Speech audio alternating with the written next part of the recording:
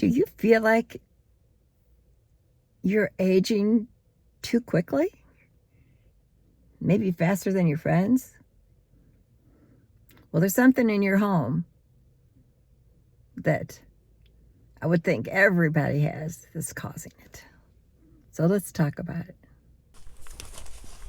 You know, I was thinking all the money we spend on anti-aging creams and paraphernalia, all kind of things we use to try to just stay young.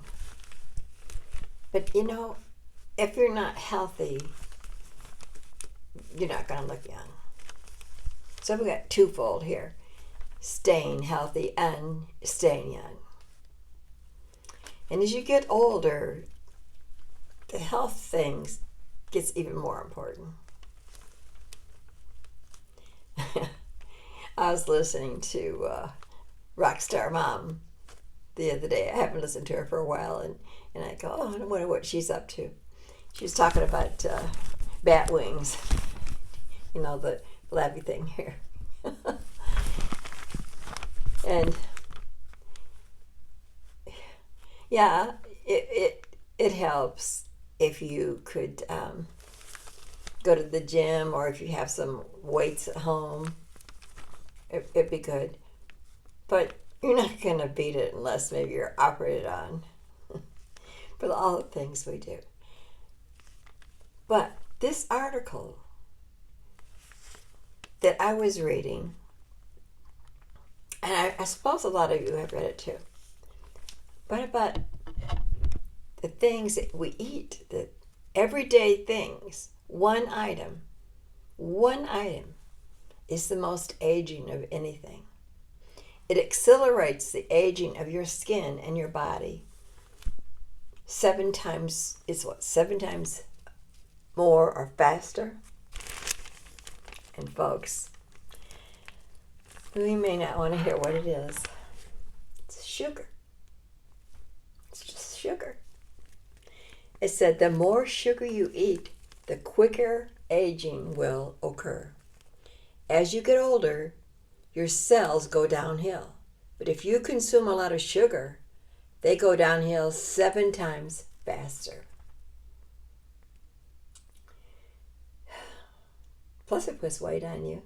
It's not good for you in any way.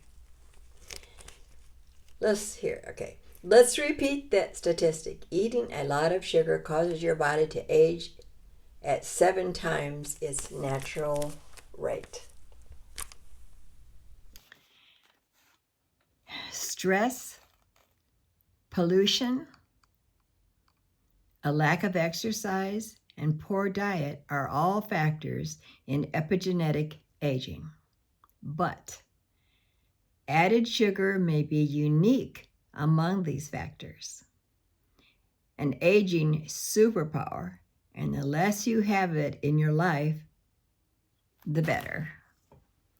This might help you when you're looking at food labels, because they like to hide the word sugar. But if you see any ingredient that ends with the letters OSE, it's sugar. So on food labels, they're often the ingredients ending in OSE, such as high fructose, OSE, corn syrup, sucrose, OSE, dextrose, OSE, and maltose, which is OSE. Among others, natural sweeteners can have the same age-promoting effects. Cane sugar is almost entirely sucrose. Agave is mostly fructose. I didn't know that about agave, but that might be something we need to avoid too. And it's showing 3 things. It shows on here things you would probably want to avoid. One is flavored yogurt, especially low-fat yogurt, because if it's low-fat, I found anything it's low-fat, they put a lot of sugar in it. Avoid granola, instant oatmeal, and breakfast cereals. They're full of sugar. Nut butters such as peanut butter. Well, I switched to almond butter. I don't like it as well. The almond butter has no sugar in it and no salt in it. So, and it's expensive. I don't eat that much of it, but sometimes when I just get a taste for it. So what I do is I put some no salt in it and some stevia, the granule kind, the little packets, and I just kind of stir it up in there. It seems like the almond butter is like, it's kind of thick. But you know what? When it comes to your health, and I'm on this keto, so I can't have peanut butter. So I welcome it. Here's another point. It can damage your liver. High sugar intake, especially fructose, can lead to non-alcoholic fatty liver disease, which is an excessive amount of fat in the liver that is associated with an increased risk of developing liver cancer. Another thing it does, it will increase your risk of heart disease and stroke. Added sugar can elevate your blood pressure, promote chronic inflammation, I believe that, and increase levels of triglycerides, a type of fat that builds up in the bloodstream and increases your risk of heart disease. Excessive sugar intake damages the arteries and puts stress on the heart. It's talking about the inflammation that sugar does. The more I have read about this, inflammation is the key thing. And that is something that affects the brain, every part of your body. And I've noticed when I'm eating a lot of sugar, I can even look in my throat, and my throat is red, or in my scalp, or my gums. Doggone sugar. You know, years ago, I'm seeing this here. Years ago, I think sugar was kept under lock and key because it's addictive. And it was only on special occasions, like a birthday or something, maybe there'd be a cake. But now in our life, everything's a special occasion, right? Somebody came over, let's have coffee and cookies, coffee and cake. Go to the restaurant, we'll have dessert. It's just the holidays, everything's just continually such a big part of our life. Gosh, what are we going to do about this? Well, right now I'm on this keto and I've been off of it. Well, I lost 8 pounds right away, but you know what? Someone offered to give us some watermelon to take home. I love watermelon. I had one piece of watermelon and I made a devil's food cake to take there, and I should have done that. I had one bite of it. I don't know if it was possible, but I put on 2 pounds. After all that work, I was so mad. So today, no sugar will touch these lips. Here's another one. Sugar will up your diabetes risk. Sugar causes rapid spikes in blood sugar levels, which can contribute to insulin resistance, a precursor to type 2 diabetes, and drives other major chronic diseases in older adults. In addition to aging and stress, sugar can wreak havoc on insulin sensitivity and through various pathways accelerated aging in the body's system. This is one of the most important metrics of health and aging. Also, it worsens menopause symptoms. It gives you more hot flashes. Wow. It promotes tooth loss, inflammation in the gums. Bottom line, sugar indulgence isn't harmful, but be selective and only indulge when the option is your favorite. Don't just because it's there. There's nothing worse than you're thinking, I shouldn't eat this, and then you finally decide to indulge in it, and you have a piece of cake or a roll or a donut, and it was not really that good. That's disgusting, isn't it? Oh boy, here's one. It raises your dementia risk. Excessive amounts of sugar can increase inflammation and weaken the blood-brain barrier, which can trigger cognitive decline.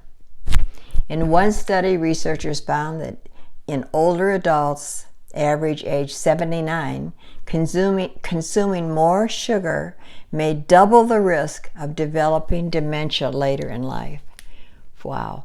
People at highest risk got 32% of their calories from sugar versus the low group consuming only 17% of their calories from sugar. Anyways, it's like, I cannot believe it brings it up that much. Oh my goodness. Another one, ladies, it makes your belly bigger. When you eat excessive sugar, your liver metabolizes the fructose and converts it into fat. Isn't that nice? Which accumulates in your liver. You gain weight when your liver stores excess fat instead of burning it off as energy. Fat accumulation can lead to higher cholesterol, insulin resistance, and cardiovascular disease. It goes on and on. What are we going to do, folks? Well, let's help each other out. If you have found things where you can use an artificial sweetener, like stevia, some really good recipes. With me, it's not like some big thing. Sometimes I just have a taste or something small. I've even gone in, when you're on the keto diet, you can have cream cheese. I'll even go in and put a little bit of cream cheese in a dish and then sprinkle some stevia on it and kind of cream it together and eat it rather than to have sugar, because you can have the cheese. Oh my. So if you've got any tips, but I do have to say this. Whenever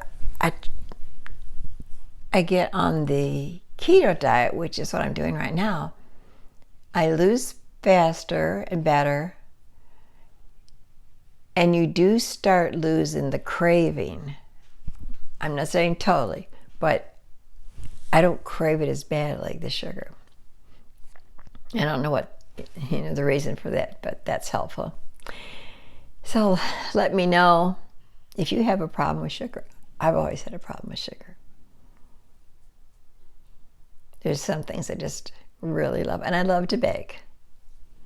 So I think the trick I've been telling myself is not, Sandy, that you can never have it, but let's get to your goal first of where you want to be with your weight loss. And then you can treat yourself with something and then cut it off again. And then you weigh yourself. That's what I'm going to do. I'm going to weigh myself. I know a lot of you don't, but I have to do it. I have to weigh myself every day just to keep myself on track. So that if I wait for a week, I could have put on too much. So I didn't mean to bum you out about sugar, but I don't want to see any of you ill. I like to see all of us slim down and be healthy.